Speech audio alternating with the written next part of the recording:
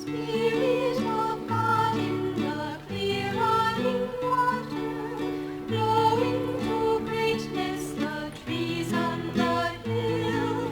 Blow, blow, blow till I feel the breath of the Spirit blowing in me.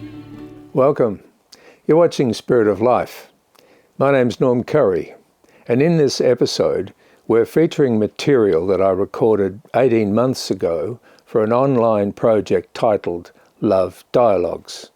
This interview is with Fr Thien Nguyen, a Divine Word Missionary. Father, thank you so much for coming. Now, forgiveness, there's a big big subject. I was going to say a big problem. It is a big problem as well, but it's a big subject.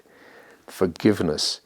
And just experientially, as a priest and just as an ordinary citizen, what's your experience of forgiveness? Yes, we have been talking about love. Love without forgiveness is an egoistic love. Yeah? Because forgiveness is always a measure of how much we love one another. Yeah. We all make mistakes and we expect forgiveness. And whenever we are forgiven, we are feeling happy and restored our inner being. Yeah. So forgiveness is a condition for love to grow. Yeah. Yeah. In our lives, at times we feel that forgiveness is difficult to do. Yeah. Easy to talk about, but difficult to practice. Yeah. Yeah. Just to give you an example. One day at about 2 a.m., I received a phone call from a person, and at the other side, the person was whispering, Father, in a few more minutes, I will go to hell. And I said, what did you say? And she repeated, in a few more minutes, I will go to hell. I just want to let you know that it is going to happen soon. And I said, are you sure you go to hell? She said, I'm sure. I said, why? She said, because I make so many mistakes. I cannot be forgiven. So I'm ready to go to hell. And I asked her, is there a hell for you to go to? And she was a bit worried. She said, so where am I going? I said, I don't know. I don't know if there is a hell for you unless you create your own hell. And she said, so Father, help me. I said, give me your address. I asked before, but she didn't give. But now she said, yes, please. So I called the ambulance. About 3 weeks later, she met me at church after Mass to thank me for getting her out of that unforgiven feeling. Yes. So first of all, we need to be aware of ourselves. If we make mistakes, say sorry. I make mistake. And willing to receive forgiveness. Yeah. And first of all, we have to forgive ourselves. Yes. Before God forgives us and others forgive us. So we got to be ready to forgive us ourselves. Yeah. Yeah. Yeah. And also to be willing to say, or humble to say, I'm sorry, I make mistakes. Make a mistake, yeah. So that's an example. She couldn't forgive herself. No. Then it's that judgment of lack of forgiveness for self is potent, because if you've got no capacity to forgive yourself, you will not understand someone else forgiving you. Exactly. It's beyond. And I think she may not be able to forgive others too. Yeah. Because she could not forgive herself. That's right. That's right. So you got to forgive yourself in order to be able to forgive others. If they make mistake, if they wrong you. Yeah. Yeah. And for me, forgiveness is the other side of love. You cannot say that you love and you cannot forgive. Yeah. It's also about the quality of your love, isn't it? Because if you love yourself too much, then you're open to someone offending you and requiring them for you to forgive them. And if you are not engaged with your own love, if you do something to someone, it's difficult for you to forgive yourself for what you're doing. So you need to be completely open to that flow of surrender of self. So you're not so focused on self. I must have an apology, or I can't go on. Yeah. You are right. You just put your words on my mouth, because forgiveness is about giving up your ego. Yeah. If you cannot give up your ego, you find it hard to forgive. Yeah. Yeah. Yeah. And in living in the world today, we normally demand justice, fairness. But for me, justice and fairness, yes, they are important, but they cannot fully restore peace. No. Only forgiveness. Yeah.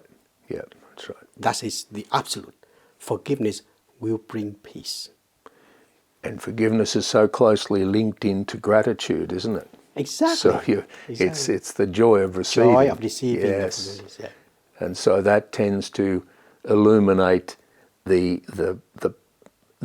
point over which forgiveness is being sought, because it takes your eyes off yourself.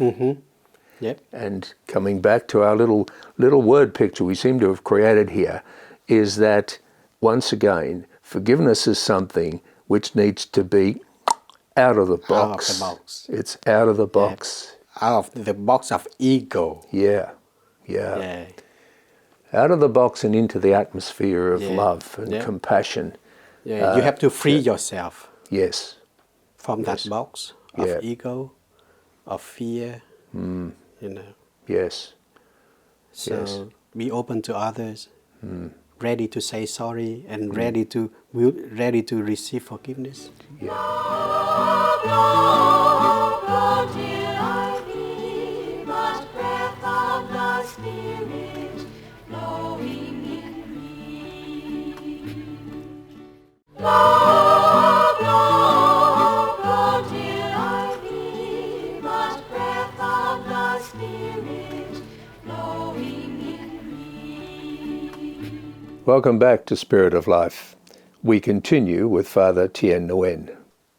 Now, we've covered quite a few topics, actually, haven't we? We've looked at love, hope, gratitude, forgiveness. And the one last that seems to be, to bind those together in a way, is trust. Are you able to give some indications of your experience of how trust works? Yeah, trust for me is again like love. It is about helping you to move with your life, to move to others. Yeah. Because if we don't trust, we will hide ourselves. Yeah. And that is a danger. Yeah. We become self-centered. Yeah. But with trust, we move out of ourselves. Yes. Meeting others. Yeah. Sharing our lives and our stories with others. But the problem today is not so much about trust, but about fear. Because the opposite of trust is fear. Or opposite of enemy of love is fear. Yeah. Like, I have experienced quite a few times that we have trouble welcoming refugees. Yeah. We love them. But we cannot embrace them because we fear. Yeah. We fear. We don't know what is going to happen, what they're going to bring into our lives. Yes. So when we are living in this, facing this uncertainty, we fear of accepting others. So this is a real issue. Yeah. And today, we are living in this pandemic. Yeah. This pandemic is not only about virus. No. It is more than that. It is about fear. And this fear now deters us from seeing one another, from sharing our lives with one another. Yeah. And that is a real danger. Yeah. Yeah. We are facing a very dark place. So I hope that, we all together work together to remove this fear from the heart of the people, Yes. so that we are able to move forward with hope, with forgiveness if someone make mistakes, Yes. with love, Yeah. and with gratitude. Yeah. Yes. Yes. Yes. So this trusting is very important for our world today. Yes, I think your transition from trust to fear is excellent, because it actually illuminates trust very quickly. If you're afraid, you trust nobody, and there's nothing to join it all together. So from trust could hang on hope, couldn't it? You are right. It's Yes. hang on hope, because when you trust someone, you place yourself in the care or in the place of others. Yes. A very powerful image for me is that when I was little, toward the end of the day, mom is sitting on a chair, and I lie myself on her, what you call it, lap, Yeah. with total trust. Then I had good sleep, deep sleep, peace. Yes. Trust will bring peace. Yeah. Yeah.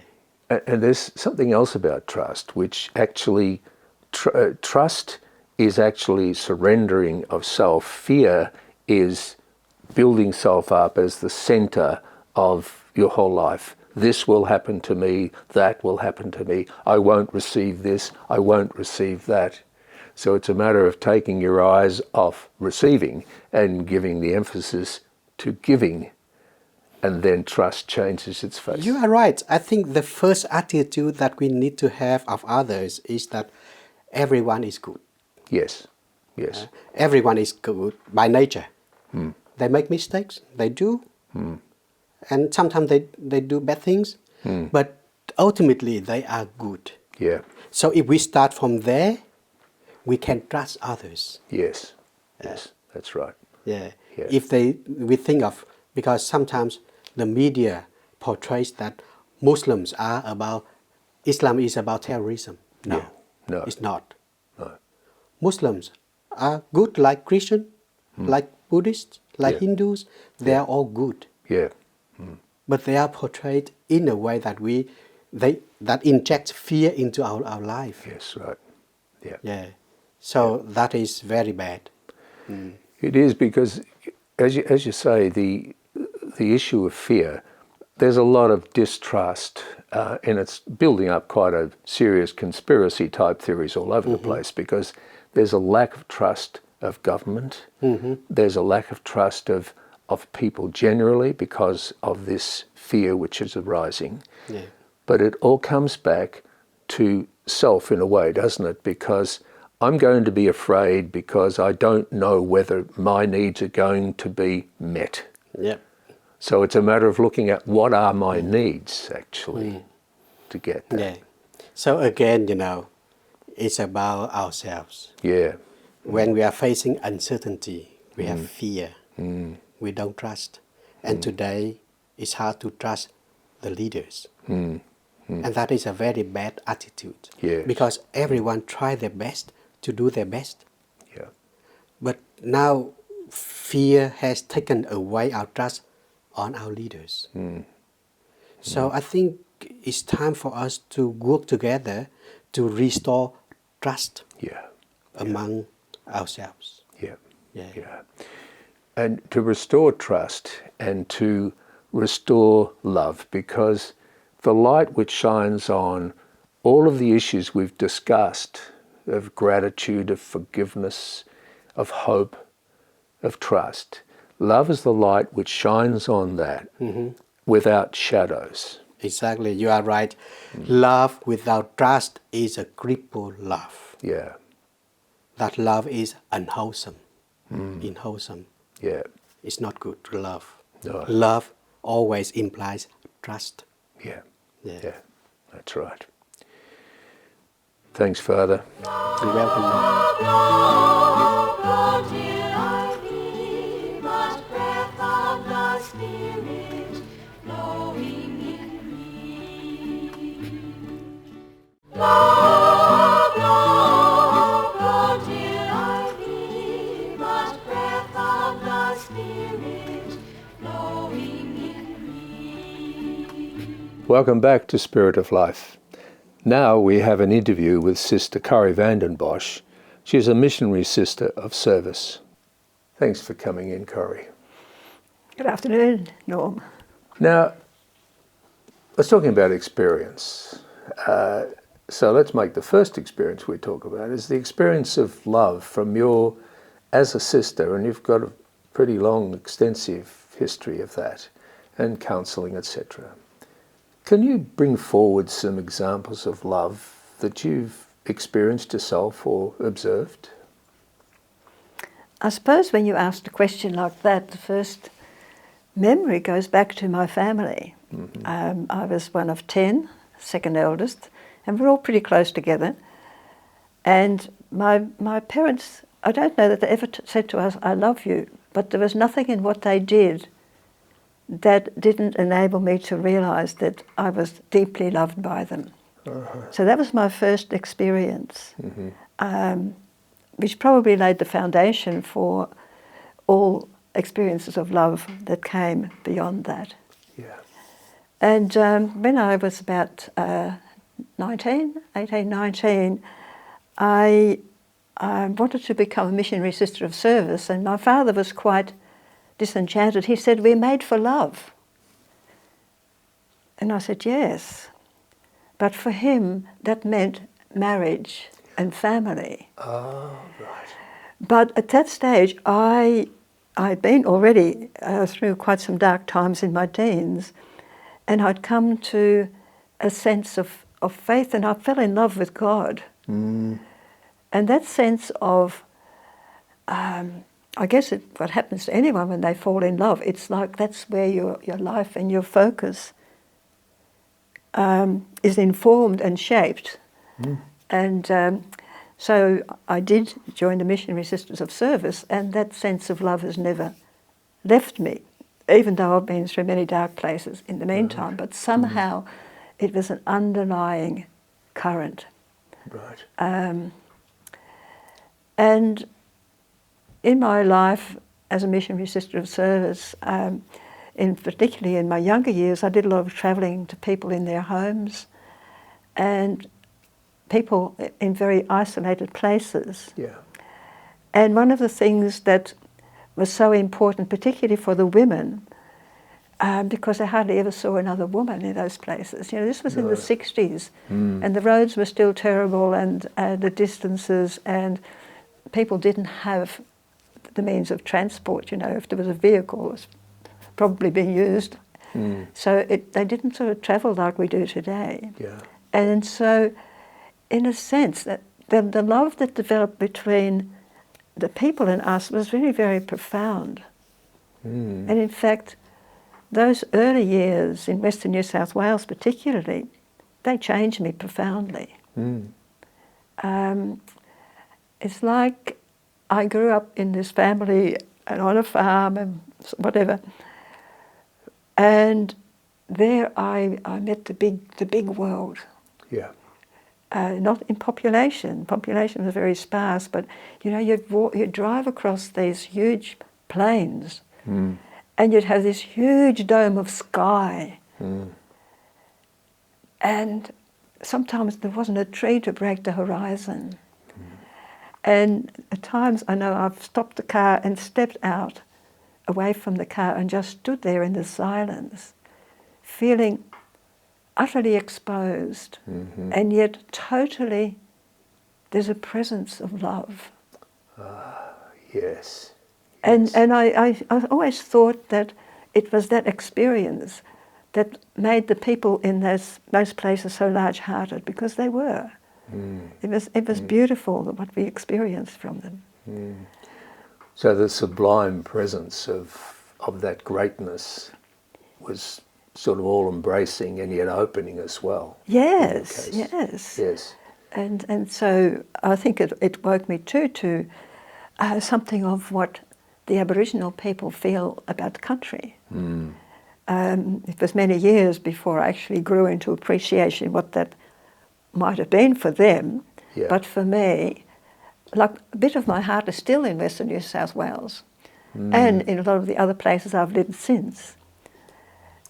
Because what I find is that when you're in a place that's new and it's totally foreign, after a time, if I'm open, the place itself claims you, owns you in some way.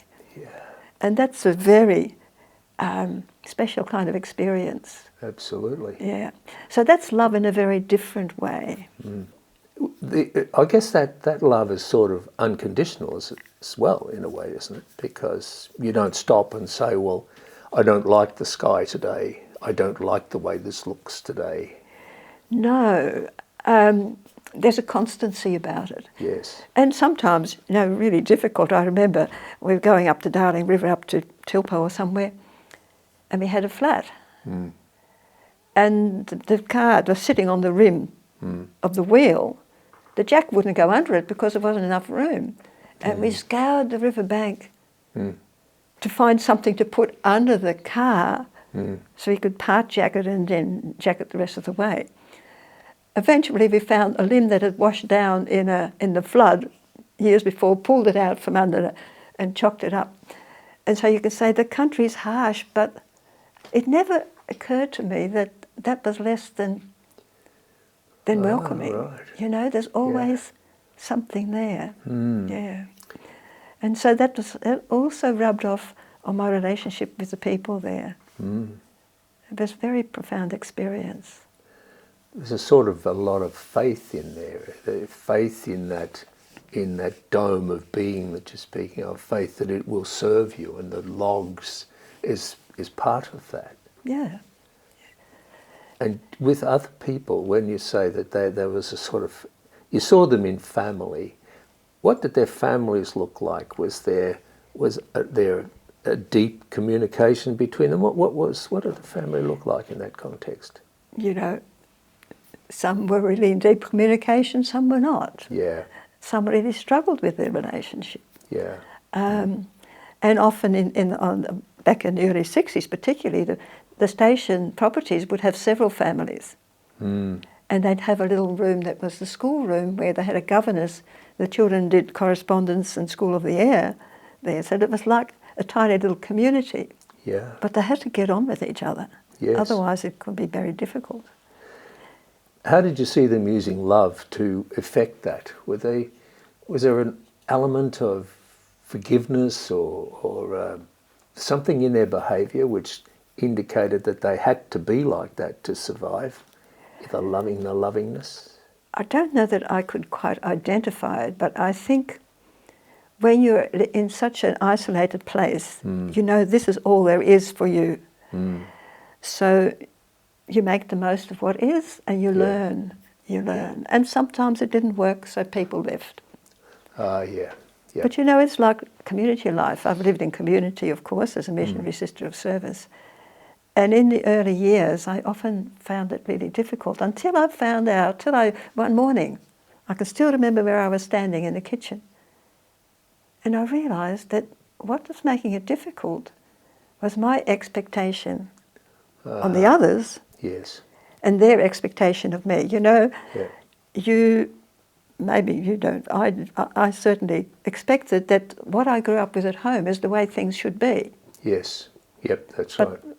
Other people haven't grown up with the same things. No. So when I woke up to the fact that I didn't have to live up to their expectations and they didn't have to live up to my expectations, then I could love them unconditionally. Corrie, thank you very much for that little expose on love in your life. You've been watching Spirit of Life. Join us again next week. Thanks for watching, and bye for now. Bring it to birth and blow where you will. Blow, blow, blow till I be but breath of the Spirit. it, blowing